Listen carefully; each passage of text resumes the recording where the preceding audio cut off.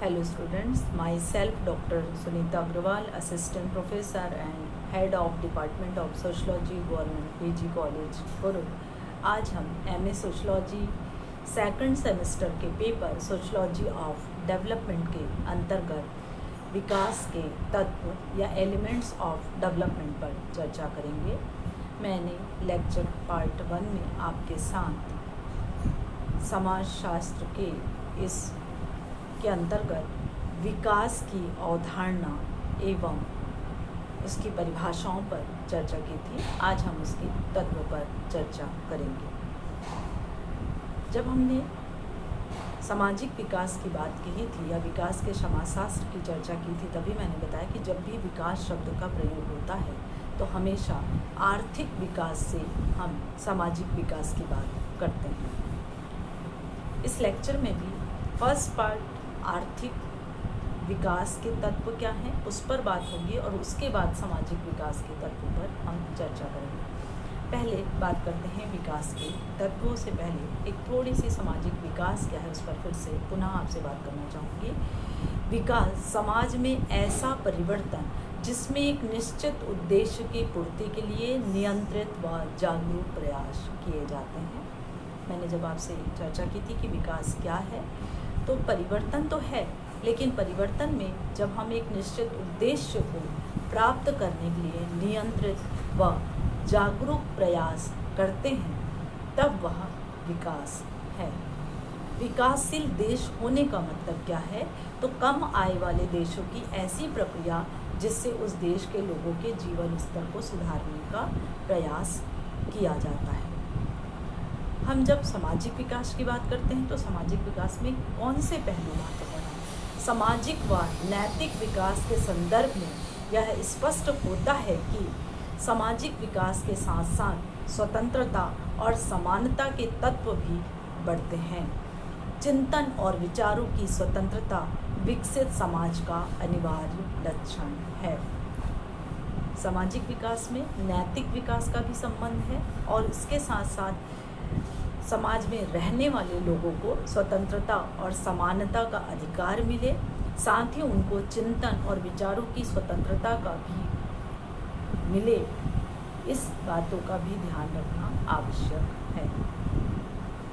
विकास के 4 तत्व विकास की प्रक्रिया को अनेक घटक या कारक प्रत्यक्ष या अप्रत्यक्ष रूप से प्रभावित करते हैं। आर्थिक विकास के निर्धारक तत्व निम्नलिखित रूप में उल्लेखनीय हैं। फिर से मैं पुनः आपको बताना चाहूँगी कि हम सामाजिक विकास के तत्व की बात करने के साथ साथ विकास के आर्थिक तत्वों की पहले चर्चा करेंगे। आर्थिक विकास के 4 निर्धारक तत्व हैं: मानव संसाधन, प्राकृतिक संसाधन, पूंजी निर्माण और प्रौद्योगिकी या तकनीकी प्रगति। मानव संसाधन क्या है? एडम स्मिथ व रिकार्डो का कहना है, जनसंख्या में वृद्धि आर्थिक समृद्धि की दर को कम कर देती है। अर्थात किसी भी देश के विकास के लिए अधिकतम जनसंख्या भी नहीं चाहिए और बहुत कम जनसंख्या भी नहीं चाहिए, क्योंकि अधिकतम जनसंख्या अगर रही और उसकी आवश्यकताओं की पूर्ति नहीं कर पा रहे हैं या उनकी जीवन स्तर को हम सुधार नहीं कर पा रहे हैं तो विकास संभव नहीं होगा। तो बहुत ज़्यादा जनसंख्या ना हो तो क्या करें? अब मानव संसाधन से ही हमारे विकास की दिशा को एक राह मिलती है। बिना मानव के विकास संभव नहीं है। अब कैसे होगा? तो मानव विकास के लिए सबसे महत्वपूर्ण है मानव पूंजी। अब मानव पूंजी क्या है? मानव संसाधनों की गुणवत्ता में सुधार। आपको पता होगा कि किसी भी देश के विकास के लिए कहा जाता है कि उस देश की युवा जनसंख्या कितनी है। अगर उस देश में रोगी, वृद्ध या बच्चे अधिक हैं तो विकास की संभावना कम है, क्योंकि विकास में सबसे बड़ा योगदान युवा शक्ति दे रहा है। तो हमें किसे सुधारना है? तो मानव संसाधन। हमारा मानव संसाधन कैसा है और वो होने कैसा है, उसके साथ साथ उसकी गुणवत्ता कैसी है, इसको देखना होगा। गुणवत्ता के सुधार के लिए क्या कर रहा है? उसे रोग नियंत्रण क्षमता को उसका बढ़ाना है, उसके लिए पौष्टिक आहार देने की आवश्यकता है। उसके साथ साथ हमें स्वास्थ्य मानकों को बढ़ाना होगा, जिससे क्या फ़ायदा होगा मानव संसाधन बढ़ने के लिए? जैसे मैंने कहा कि युवा शक्ति आएगी तो उसका फ़ायदा क्या होगा कि उत्पादक श्रमिकों की संख्या में लगातार वृद्धि होगी, जो बहुत आवश्यक है। और मानव संसाधन के सुधार के लिए उनके लिए जो मूलभूत आवश्यकता की वस्तुओं में पीने के पानी को भी हमें स्वच्छ जल उन तक पहुंचाना होगा, ताकि हम मानव पूंजी को सुरक्षित रख सकें। अब आता है शिक्षा स्तर में सुधार। अशिक्षा जो है उसे कम करना, और कम करने के लिए क्या करना? प्रत्येक व्यक्ति तक शिक्षा को पहुंचाना, और शिक्षा के साथ साथ प्रशिक्षण कार्यक्रम को लागू करना। आप हमेशा सुनते हैं कि स्किल्ड और अनस्किल्ड, कुशल और अकुशल। कुशल व्यक्ति कौन होगा? जो प्रशिक्षित है। जो व्यक्ति प्रशिक्षित होगा, जो श्रमिक प्रशिक्षित होगा, उसके लिए प्रशिक्षित श्रमिकों की संख्या जब बढ़ेगी तो हमारी उत्पादक श्रमिकों की संख्या में भी लगातार क्या होगी? वृद्धि होगी। ये भी बहुत आवश्यक है। अब आता है बहुत महत्वपूर्ण, मानव श्रम कौशल। किसी भी देश के विकास के लिए या विकासशील देश के लिए श्रम शक्ति व श्रम कौशल को बढ़ाना आवश्यक है। अब श्रम कौशल कैसे होगा? जैसे हम लोगों ने ऊपर पढ़ा कि ट्रेनिंग प्रोग्राम, प्रशिक्षण कार्यक्रम देना है। जो भी मशीनरी भी अगर लग रही है तो उस मशीनरी के उपयोग की क्षमता को बढ़ाना है। कुशल और अकुशल श्रमिकों की बात की कि वहाँ पर हमारे पास जो अकुशल है उसे भी हमें कुशल करने की आवश्यकता है। जहाँ कुशलता बढ़ेगी वहाँ विकास की संभावना जो है वो बढ़ेगी। तो मानव संसाधन को हमें ज़्यादा से ज़्यादा क्या करना है? विकसित करना है। उसकी गुणवत्ता को लगातार सुधारने की आवश्यकता है, और जनसंख्या वृद्धि को भी हमें रोकना है। अधिकतम जनसंख्या होगी, आगे और भी चीज़ें मैं इस पर विषय पर बात करूंगी आपकी, कि अधिकतम जनसंख्या भी हमारे देश के विकास को धीमी कर सकती है। अब प्राकृतिक संसाधन, विकासशील देशों का सबसे मूल्यवान प्राकृतिक संसाधन है उनकी कृषि योग्य भूमि। देश का में उत्पादन को बढ़ाने के लिए हमें क्या करना होगा? तो हमें भूमि का उपयुक्त संरक्षण करना होगा, उत्पादन को बेहतर उपयोग करना होगा। साथ ही साथ भू स्वामित्व के जो परंपरागत प्रतिमान थे उसे बदलना होगा। किसानों के पास जब अपनी ज़मीनें होंगी तो वो ज़मीनों को बेहतर तरीके से उपयोग कर पाएंगे। उनके लिए सिंचाई सुविधाएं, उनके लिए उचित संरक्षण की व्यवस्था जो है वो हमें करनी होगी। अब आता है पूंजी का निर्माण। पूंजी निर्माण क्या है? पूंजी निर्माण या संचय को अर्थव्यवस्था में आर्थिक विकास का प्रमुख कारक माना गया है। प्रोफेसर कॉलिन क्लार्क के अनुसार उत्पादन के उद्देश्य के लिए उपयोग की जाने वाली संपत्ति है, लेकिन पूंजी निर्माण एक निश्चित समयावधि में पूंजी के मौजूदा स्टॉक के लिए किए गए शुद्ध जोड़ को संदर्भित करता है। अर्थात आज हमने उत्पादन तो किया, लेकिन उत्पादन के साथ बचत करके आने वाले भविष्य के लिए पूंजी को हमें बचाने की आवश्यकता है। तो जो पूंजी हम भविष्य के लिए बचाते हैं वही है हमारा पूंजी निर्माण। इसलिए यह कहा जाता है कि पूंजी निर्माण में भविष्य में अधिक उपभोग योग्य वस्तुओं को प्राप्त करने के लिए तत्काल खपत का बलिदान करना होगा, या बलिदान शामिल है।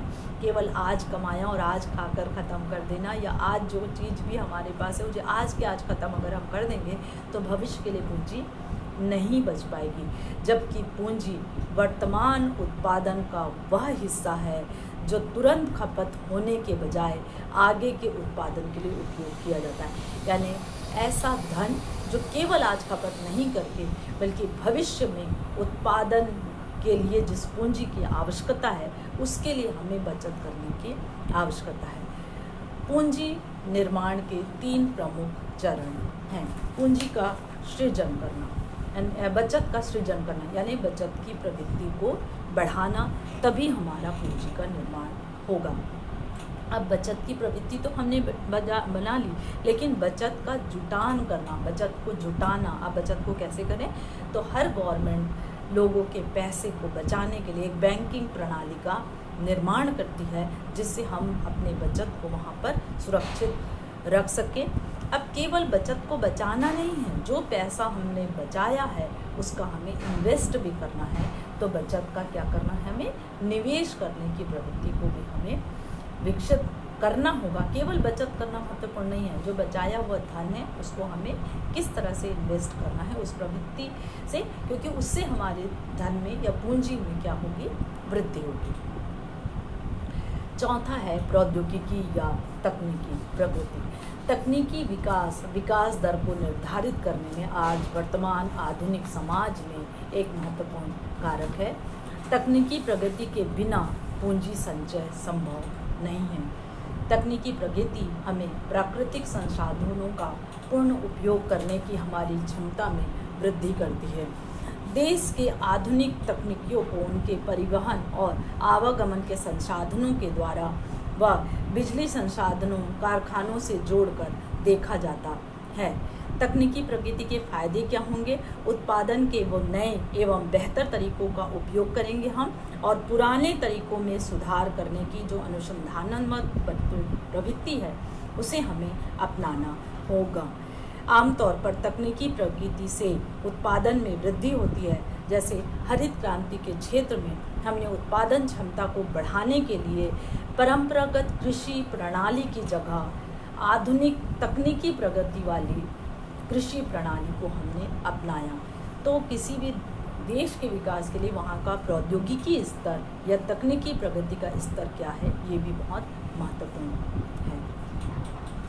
हमने अभी तक बात की आर्थिक तत्व क्या है। अब आर्थिक तत्वों के अतिरिक्त जैसे हम सामाजिक तत्वों की जो बात कर रहे हैं, सोशल एलिमेंट्स की जो बात कर रहे हैं, वही है गैर आर्थिक तत्व। वो क्या क्या है, किसी भी देश व स्थान के समग्र विकास में गैर आर्थिक यानी अनार्थिक तत्वों का भी महत्वपूर्ण स्थान होता है। इन गैर आर्थिक तत्वों के अंतर्गत जैसे मैंने कहा आपको कि सामाजिक, धार्मिक एवं राजनीतिक तत्वों का भी आर्थिक विकास पर समुचित प्रभाव पड़ता है, और आर्थिक तत्वों को गैर आर्थिक तत्वों से भी आर्थिक तत्वों का गैर आर्थिक तत्वों से घनिष्ठ संबंध होता है। अब हमेशा बात करते हैं, जब नियोजित परिवर्तन की हम बात करते हैं तो कोई भी नियोजित परिवर्तन में हमेशा चर्चा होती है सोशियो इकोनॉमिक चेंज, यानी समाज आर्थिक परिवर्तन। तो समाज आर्थिक परिवर्तन दोनों एक दूसरे के पूरक हैं, और आर्थिक तत्व बिना धन के सामाजिक परिवर्तन या समाज का सुधार नहीं हो सकता, या बिना समाज के आर्थिक परिस्थितियों में भी कोई बदलाव नहीं हो सकता है। यानी धन और समाज, अर्थव्यवस्था और सामाजिक व्यवस्था दोनों एक दूसरे से क्या हैं, जुड़े हुए हैं। विकास को प्रभावित करने वाले प्रमुख अनार्थिक तत्व क्या क्या हैं, तो जिसमें से सबसे पहला जो तत्व है सामाजिक घटक, हमारी जो सामाजिक परिस्थितियाँ किस प्रकार की हैं वो परिवर्तन की स्थिति को क्या करती हैं, प्रभावित करती हैं। हमारे सामाजिक मूल्य क्या हैं, या उत्पादन तो हो रहा है लेकिन उपभोग करने की प्रवृत्ति समाज के लोगों ने अपनाया या नहीं। तो उत्पादन तभी किस वस्तु का उत्पादन होगा, तो उस वस्तु का उत्पादन हो। आप मांग और पूर्ति का नियम देखते हैं कि जिस वस्तु की मांग, तो मांग कहाँ से आई, समाज से आई। तो उस वस्तु का उत्पादन किस पर निर्भर है कि लोगों में मांग बढ़ेगी तब वो उत्पादन होगा। तो सामाजिक घटक जो है, जो उत्पादन के अपनाने की इच्छा जो है, वो आर्थिक घटक तो है, लेकिन वह आर्थिक घटक को सामाजिक घटक जो है वो प्रभावित करता है। अब आते हैं संस्थागत घटक। अगर हम परंपरागत भारतीय समाज में देखें तो हमारी जो जाति व्यवस्था है, संयुक्त परिवार व्यवस्था है, या संयुक्त परिवार में व्यावसायिक जो संयुक्त परिवार व्यवस्था है, वो भी आर्थिक व्यवस्था को प्रभावित करती है। जाति व्यवस्था के अपने लाभ और हानियाँ तो हैं ही, अपने कुछ लिमिटेशन हैं, लेकिन जाति व्यवस्था में ये गुण भी विद्यमान था कि हर जाति विशेष एक कार्य को लगातार पीढ़ी दर पीढ़ी करता था, तो उसमें उस कार्य को करने का एक स्पेशलाइजेशन या विशेषीकरण विकसित हो जाता था। तो जो विशेषीकरण की जो प्रवृत्ति है, जो जाति व्यवस्था जो है, उसने उस गुण या कौशल को क्या करके रखा, संग्रहित करके रखा। तो हमारी जो जाति व्यवस्था या संस्थागत घटक है वो भी हमारी आर्थिक व्यवस्था को प्रभावित करती है। पारिवारिक या व्यावसायिक परिवार या संयुक्त परिवार व्यवस्था, आप देखेंगे कि जब बिजनेस टूटता है एकाकी बार, जब छोटे छोटे टुकड़ों में टूटने की जगह जब संयुक्त रूप से हम उत्पादन का कार्य करते हैं तो उत्पादन की जो प्रवृत्ति या क्षमता जो है वो ज़्यादा होती है। कृषक सामाजिक व्यवस्था में संयुक्त परिवार व्यवस्था देखने को मिलती है। छोटे छोटे टुकड़ों में हम कृषि कार्य भी करते हैं तो वहाँ पर भी उत्पादन की मात्रा पर उसका प्रभाव जो है वो पड़ता है। अब आता है तीसरे नंबर पे है सांस्कृतिक घटक।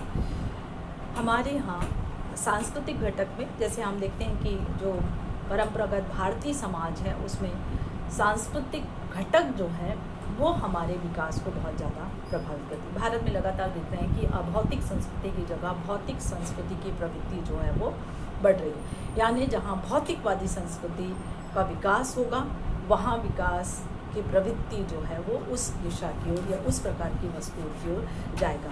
लेकिन परंपरागत जो भारतीय समाज था, भारत में संतोष परम धर्म या परम सुखम ये प्रकार की जो अवधारणा थी उसमें लगता था कि लोग जो है जितना है उसी से हम संतुष्ट रहें, हमें कुछ और नहीं पाना है या और कुछ नहीं चाहेंगे।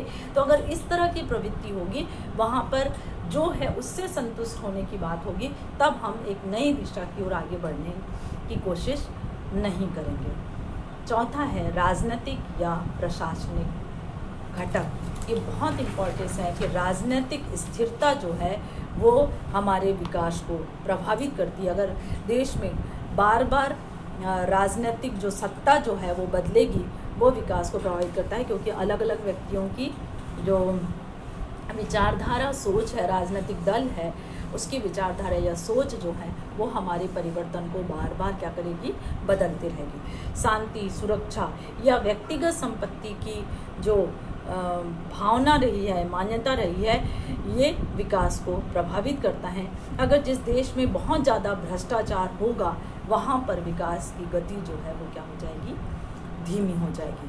पांचवा है धार्मिक घटक।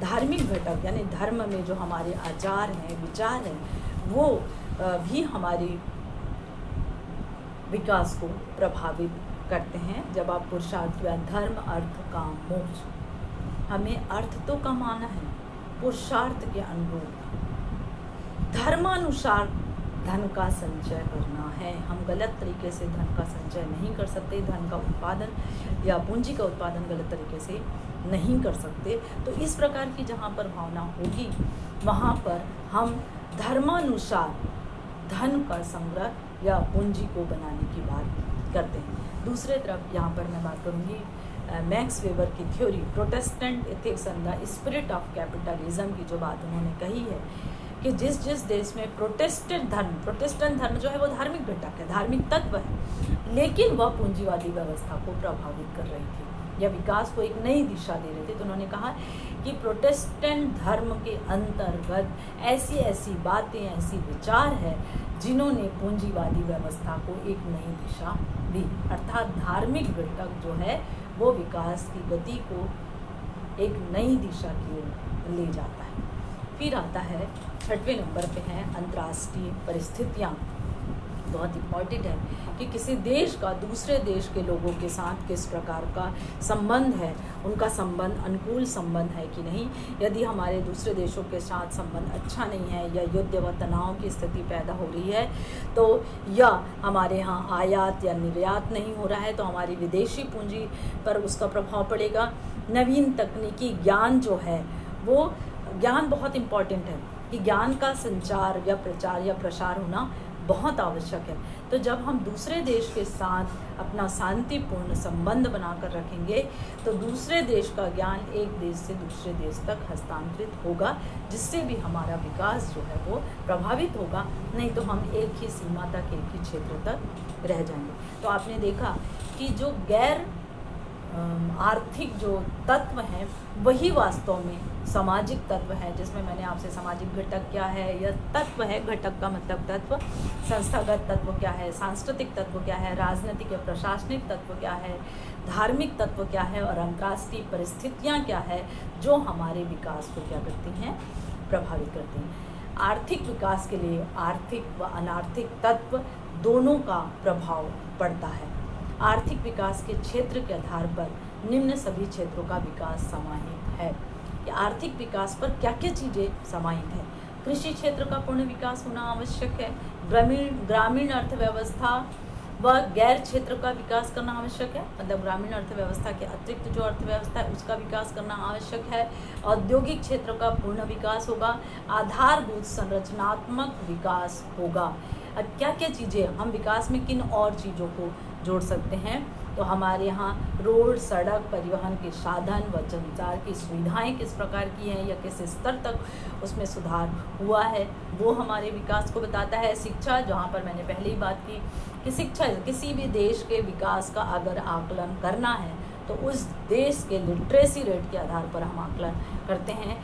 तो शिक्षा का स्तर कैसा है, प्रशिक्षण कैसा है। शिक्षा तो वहाँ पर भी हम लोगों ने बात कही कि पहले तो लोगों तक शिक्षा पहुँचे, फिर हम गुणात्मक शिक्षा की बात करेंगे। तो जितनी गुणात्मक शिक्षा होगी वहाँ विकास की संभावना उतनी ज़्यादा होगी। तो शिक्षा जो है वो विकास को प्रभावित करने वाला एक महत्वपूर्ण तत्व है। स्वस्थ, जब मनुष्य स्वस्थ होगा तभी वो विकास की दिशा को आगे ले जाएगा। तो स्वास्थ्य सुविधाएं, व्यक्ति का जन्म दर, मृत्यु दर, वो सारी स्थितियां कैसी हैं वो भी विकास को प्रभावित करती हैं। गांव तक बिजली की सुविधाएं पहुंची या नहीं, आवास, पेयजल आदि की समुचित व्यवस्था उन तक पहुंचा है या नहीं, क्योंकि रोटी, कपड़ा और मकान की जब हम चर्चा करते हैं तो आज बिजली, स्वास्थ्य, शिक्षा, रोड, संचार साधन, इन सारी चीज़ों के आधार पर ही हम विकास का आकलन करते हैं। ये सारे तत्व हैं। अब बात करेंगे कि वर्तमान में विकास के नए प्रारूप के अंतर्गत आर्थिक विकास के साथ साथ हम बात कर रहे हैं मानवीय मूल्यों पर बल देने की प्रवृत्ति भी महत्वपूर्ण है। विकास की नई सोच के अनुसार सरकार व नागरिक के बीच सहयोगात्मक संबंध होना चाहिए।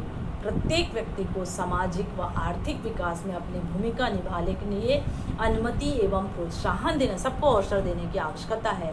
राज्य को नागरिक के प्रति उत्तरदायी बनाया जाए। नवीन विकास के लक्ष्य यह हैं कि रोजगार, अधिकार तथा सशक्तिकरण को सुनिश्चित किया जाए। आर्थिक विकास में केवल आर्थिक परिवर्तनों का समावेश न होकर के जीवन स्तर में गुणात्मक सुधार और शैक्षणिक, सांस्कृतिक, संरचनात्मक ढांचे में व्यापक सुधार भी निहित है। ये महत्वपूर्ण है कि आर्थिक विकास में केवल आर्थिक परिवर्तन नहीं बल्कि जीवन स्तर में गुणात्मक सुधार हो रहा है या नहीं, शैक्षणिक स्तर, सांस्कृतिक स्तर, संरचनात्मक ढांचे में भी सुधार हो रहा है या नहीं।